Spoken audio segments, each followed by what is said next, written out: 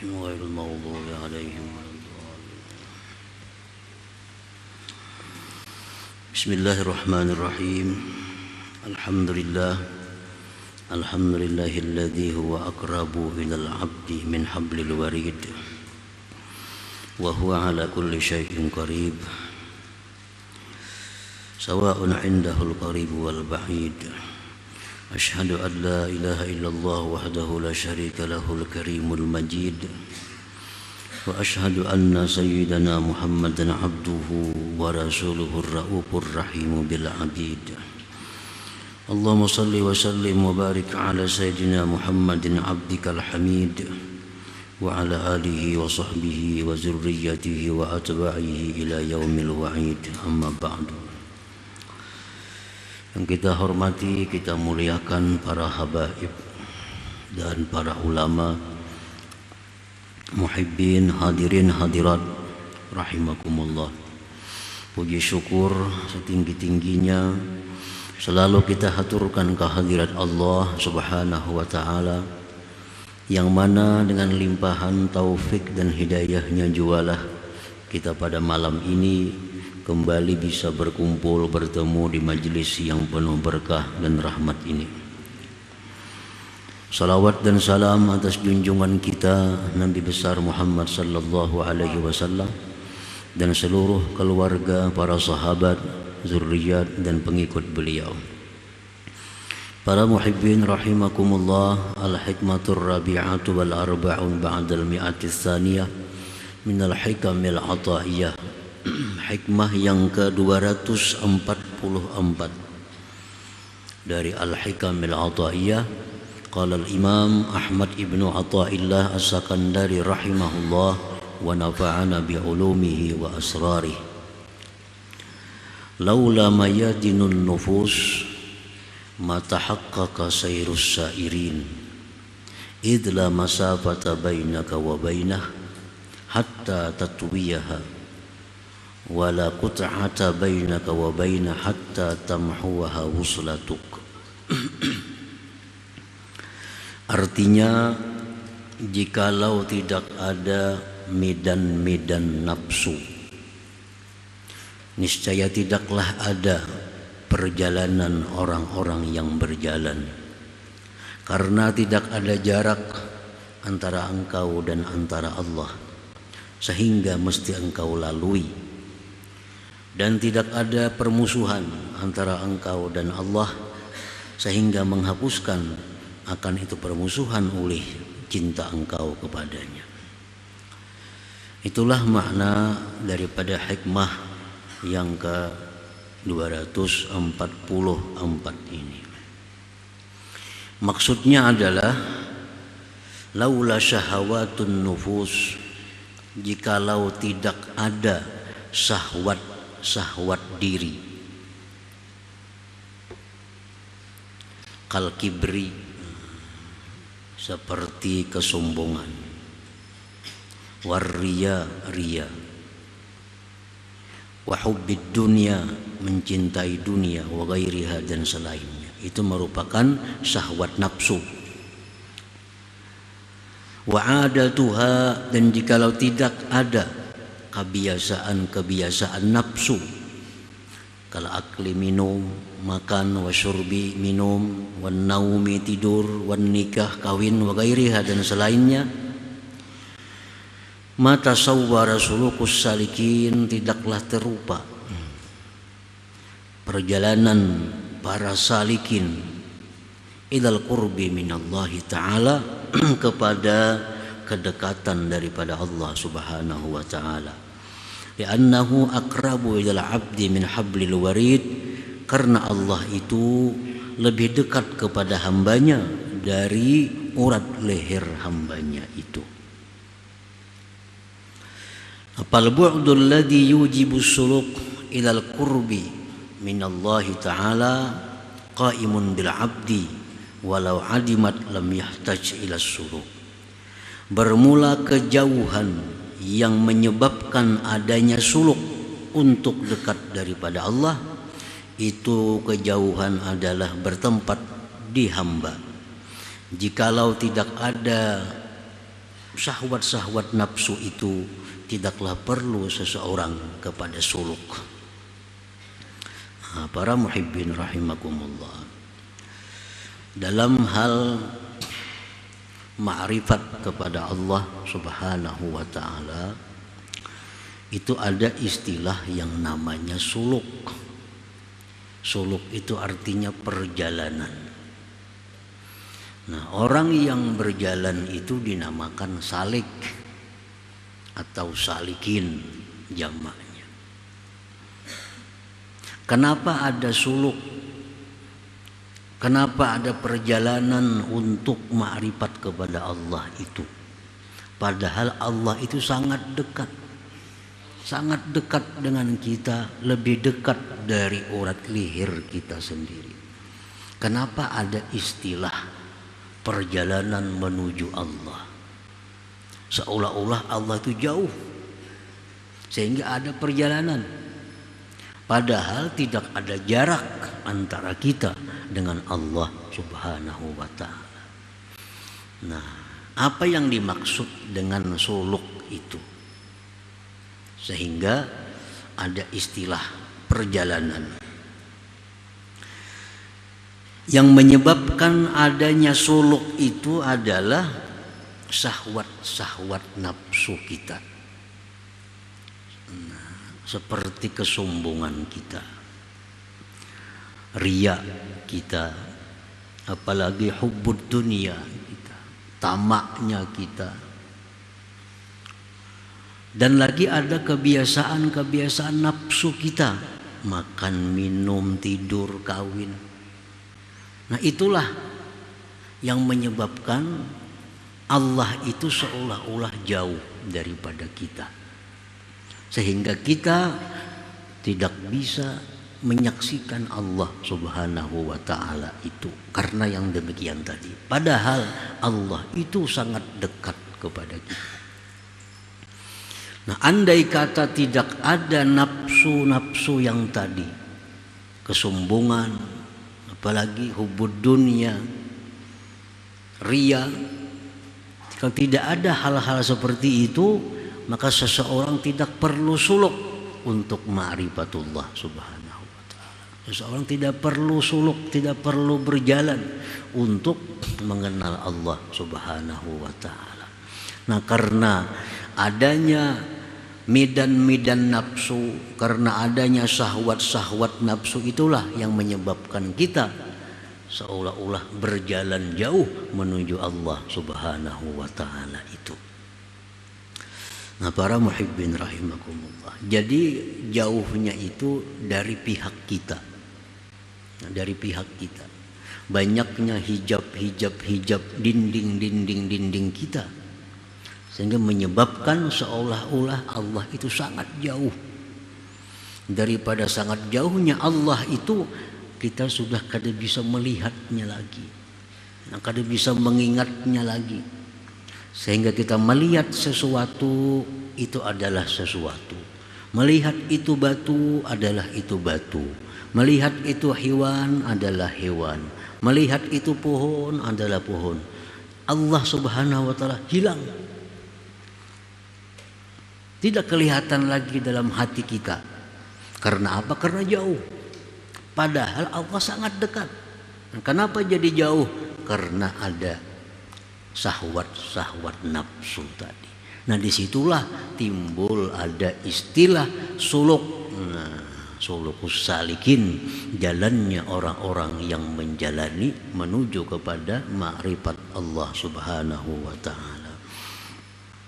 Para muhibbin rahimakumullah, fatakhliyatul abdi min sifatihil mazmumah wa tahliyatuhu bisifatil mahmudah tusamma suluka. Membersihkannya kita dari sifat-sifat kita yang tercela, memperhiasinya kita akan diri kita dengan sifat-sifat terpuji, tusamma suluka, itulah disebut suluk, perjalanan. Jadi kita bersihi diri kita dari sifat-sifat tercela, lalu sesudah bersih kita perhiasi dengan sifat-sifat terpuji. Nah, itu disebut suluk. Dengan sebab itulah kita bisa merasakan dekatnya Allah Subhanahu wa ta'ala. Kalau sifat-sifat buruk sudah hilang di hati kita, sifat-sifat terpuji sudah menghiasi hati kita, nah kita akan merasa betapa dekatnya Allah Subhanahu wa ta'ala dengan kita. Sehingga apapun makhluk yang kita lihat, kita tidak bisa melupakan adanya Allah Subhanahu wa ta'ala. Nah, para muhibbin rahimakumullah. Nah, suluk itu tidak terlepas daripada dua hal. Satu ilmu, dua amal. Itulah suluk. Orang yang suluk, salikin, mesti menuntut ilmu dan mesti mengamalkan ilmu itu. Nah, itulah disebut dia salikin. Kalau dia hanya menuntut ilmu tapi belum mengamalkan ilmunya, itu belum disebut salikin. Orang yang disebut menjalani jalan menuju kepada Allah itu orang yang menuntut ilmu dan mengamalkan ilmunya. Nah, disebutlah dia salikin, orang-orang yang berjalan. Dicontohkan seperti riya. Riya ini merupakan syahwat nafsu yang membuat kita jauh dari Allah, yang membuat kita lalai lupa daripada Allah. Salah satunya adalah riya. Nah, bagaimana cara kita menghilangkan riya lalu menghiasi hati dengan ikhlas? Disebut suluk. Nah, disebut suluk. Dan kitanya itu disebut salik. Nah, salikin. Bagaimana cara kita membuang riya dalam hati kita? Dua hal tadi. Satu, ilmu kita tuntut, kita pelajari, lalu amalkan ilmu itu. Nah, maka riya itu akan hilang. Berapa lama hasil? Tergantung himmah orangnya, keinginan kuat orangnya. Ada orang yang berpuluh-puluh tahun menuntut ilmu belum bisa menghilangkan riya dalam hatinya. Ada orang yang cuma seminggu belajar sudah hilang riyanya. Nah, tergantung keinginan kuat yang ada di dalam hatinya itu. Ada orang ke Banjarmasin sebulan hanya sampai, mobilnya sama, masih nggak singgah soalnya. Di pantai 2-3 malam, di kandangan sebulan hanya sampai ke Banjar. Ada yang saya konglinya kada bersinggahan, bujur-bujur kuat keinginannya, 3,5 jam sampai ke Banjar. Nah, mobilnya sama, supirnya sama, cuma ini bersinggah-singgah. Nah, itulah orang yang menuntut ilmu ini kadang-kadang berpuluh-puluh tahun menuntut ilmu, kada berubah akhlaknya. Mengkikir masih kikir, menghubud dunia masih hubud dunia. Pada 10 tahun lagi sudah menuntut ilmu. Nah, ini jalan di tempat, jalan di tempat. Jakanya bujur-bujur jalan, walaupun baku raut, ada juga kemajuannya. Ada kemajuannya. Nah, para muhibbin rahimakumullah. Jadi contoh riya kita ambil contohnya. Satu dulu mengetahui orang suluk supaya menghilangkan riya dalam hatinya. Karena riya salah satu penyebab terdindingnya kita daripada Allah. Nah, satu mengetahui bahwa riya itu muhbitun lil amal, menggugurkan amal kita. Gugur amal. Arti gugur amal itu menurut sebagian ulama ada yang mengatakan tidak sah, ada yang mengatakan sah tapi tidak ada pahala. Disebut gugur amal. Jadi orang sembahyang riya, gugur amalnya. Orang bersedekah itu riya, gugur amalnya. Orang baca Quran itu riya, gugur amalnya. Nah, itu diketahui. Bila riya, kada usah berharap amal itu gugur, kada usah diharapi lagi. Yang kedua, mengetahui bahwa riya itu mendatangkan kemurkaan Allah. Allah murka. Kenapa murka? Karena Allah diulu-ulu. Nah, diulu-ulu. Di mana maulu-ulunya Allah? Bersedekah itu perintah Allah. Nah, ini bersedekah seolah-olah melaksanakan perintah Allah, tapi di dalam hatinya bukan karena Allah, maulu-ulu Allah. Nah, itu Allah murka. Nah, harus tahu itu. Yang ketiga, misalnya lagi, dia mengetahui bahwa riya itu minal kabair, termasuk dosa besar.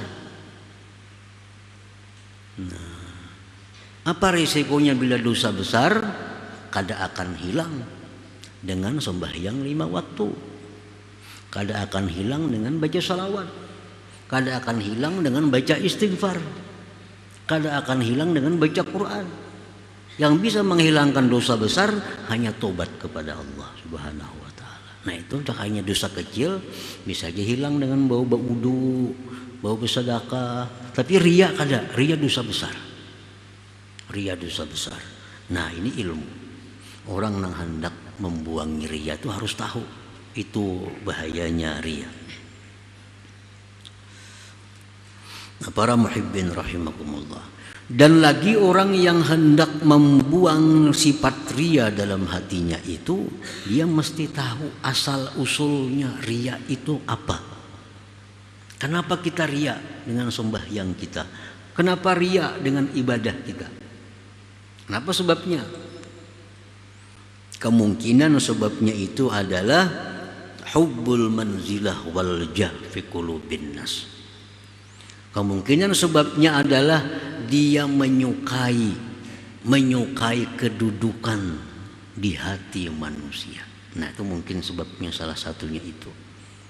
Kenapa dia riya sembahyang sedekah? Karena dia ingin punya kedudukan di hati manusia, agar orang menghormati dia, agar orang simpati kepadanya, agar orang sayang kepadanya. Nah, mungkin itu salah satunya.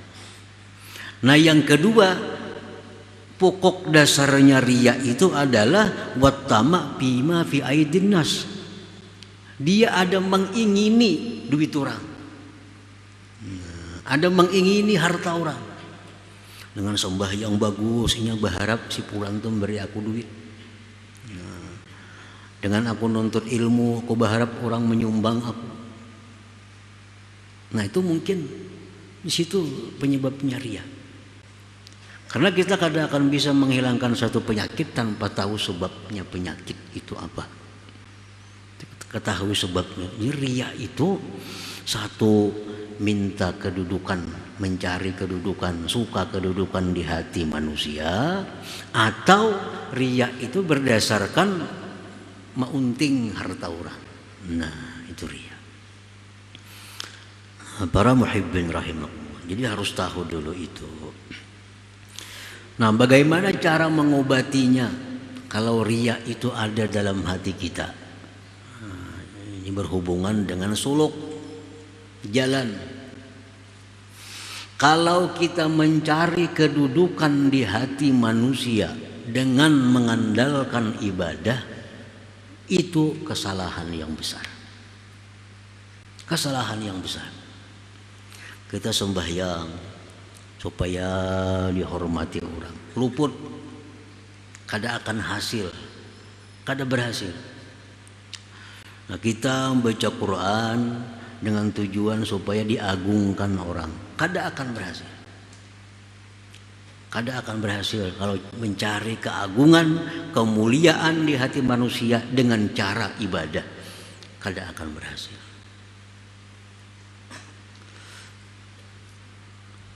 Dalam sebuah hadis qudsi Rasulullah SAW bersabda, "Idza ahabballah al-'abda nada Jibril, inna Allah yuhibbu fulan fa ahibbah, fa yuhibbuhu Jibril, fa yunadi Jibril bi ahli sama, inna Allah yuhibbu fulan fa ahibbuh, fa yuhibbuhu ahlus sama, thumma yudha'u lahul qabul bil ard." Apabila Allah mencintai seorang hamba, Allah sayang dengan hamba ini, Allah panggil Jibril. Nah, ujar Tuhan, wahai Jibril, aku cinta dengan Fulan bin Fulan itu. Aku cinta dengan Fulan bin Fulan itu. Umumkan kepada penghuni langit.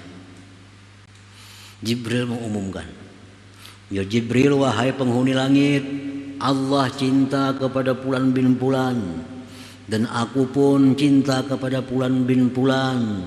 Kalian pun hendaknya cinta kepada Fulan bin Fulan. Akhirnya seluruh penghuni langit cinta kepada Fulan bin Fulan itu. Nah, kalau sudah orang-orang atas ini cinta kepada Fulan bin Fulan, maka diletakkanlah al-qabul dalam diri Fulan itu, diterima di semua orang. Nah, dia akan dimuliakan orang, dia akan dihormati orang, dia akan disegani orang. Kenapa sebabnya? Karena dari sananya Allah cinta, Jibril cinta, malaikat cinta, dampaknya ke bumi, dia akan dicintai oleh ahli bumi ini. Jadi kalau hendak mencari pangkat di hati manusia, jangan dengan ibadah. Nah, hendak mencari kedudukan di hati manusia, caranya satu, jadikanlah diri kita orang yang dicintai Allah. Kalau kita dicintai Allah, maka Allah akan bukakan hati manusia untuk sayang kepada kita, untuk hormat kepada kita. Nah itu. Jadi kalau kita beribadah tujuan supaya dihormati orang, itu kayaknya terbalik, orang muar lawan kita. Kalau kita sembahyang, baca Quran, tapi tujuan di hati supaya dimuliakan orang, yang kita dapatkan kini dihinakan orang kita. Nah, dihinakan orang. Kenapa? Karena salah jalannya. Nah, para muhibbin rahimakumullah. Jadi dengan mengetahui ini, kita sudah kada lagi beribadah itu supaya dipandang orang, dipuji orang. Kenapa? Karena kada bakal dapat. Kalaupun dapat juga sehari, 2, 3, setahun, orang kena tahu itu ria, muar orang jadinya. Nah, ujung-ujungnya kena jadi dimurkai orang.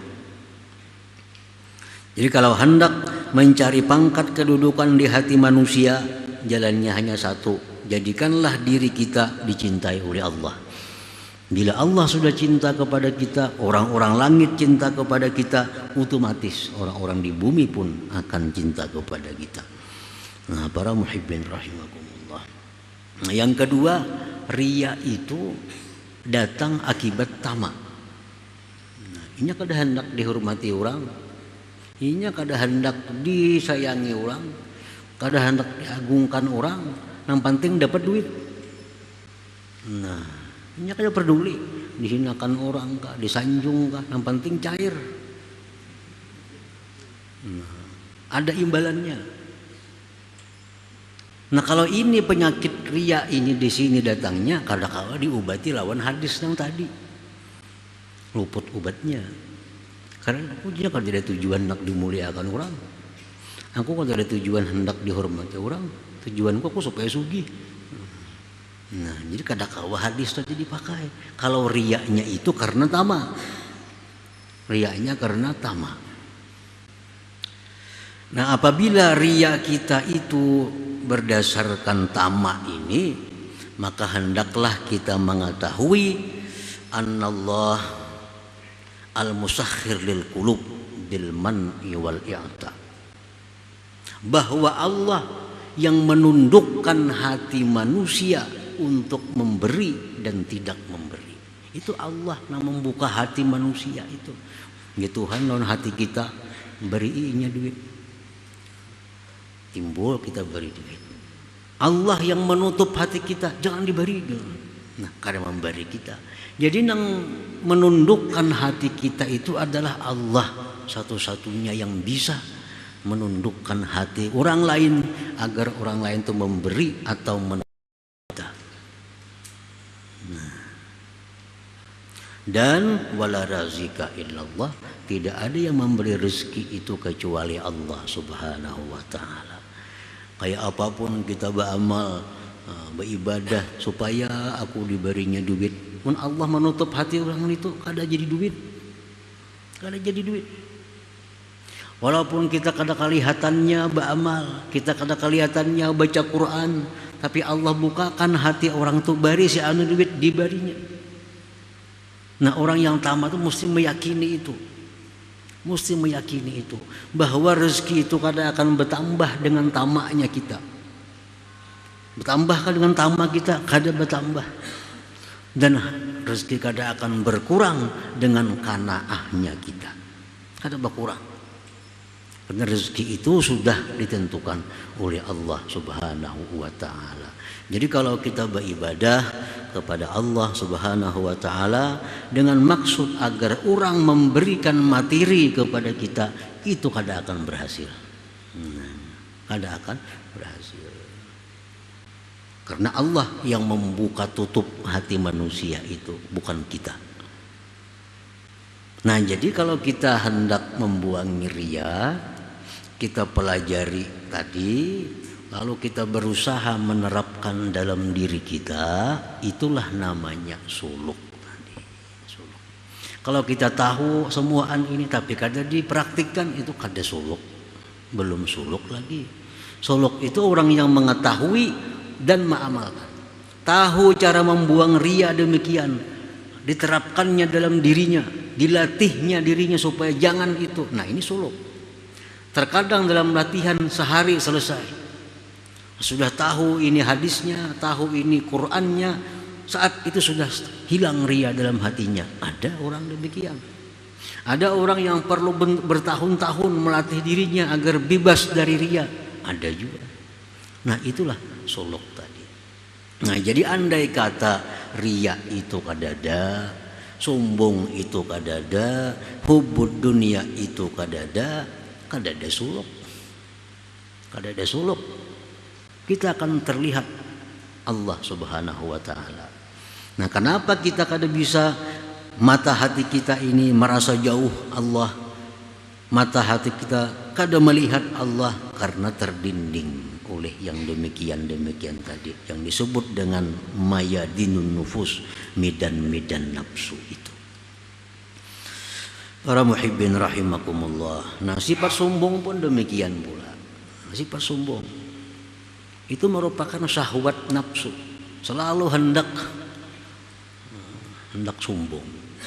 Merasa suka, merasa bangga dipuji, disanjung, merasa sedih bila dihina. Itu sifat nafsu.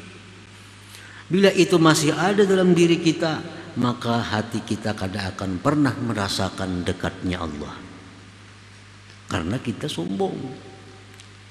Nah, untuk menghilangkan kesombongan itu, kita belajar ilmunya, kita terapkan dalam diri kita, suluk ngarannya. Nah, kita pun disebut kada orang awam lagi, kita disebut salikin. Nah, orang yang sudah berjalan menuju kepada ma'rifatullah Subhanahu wa ta'ala.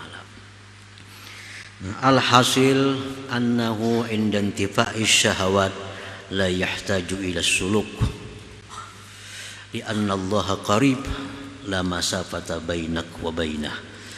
Kesimpulannya bahwa ketika sudah hilangnya syahwat-syahwat tadi, kesombongan, kecintaan kepada dunia, ketamaan, riya, kalau sudah hilang itu, seseorang tidak perlu kepada suluk.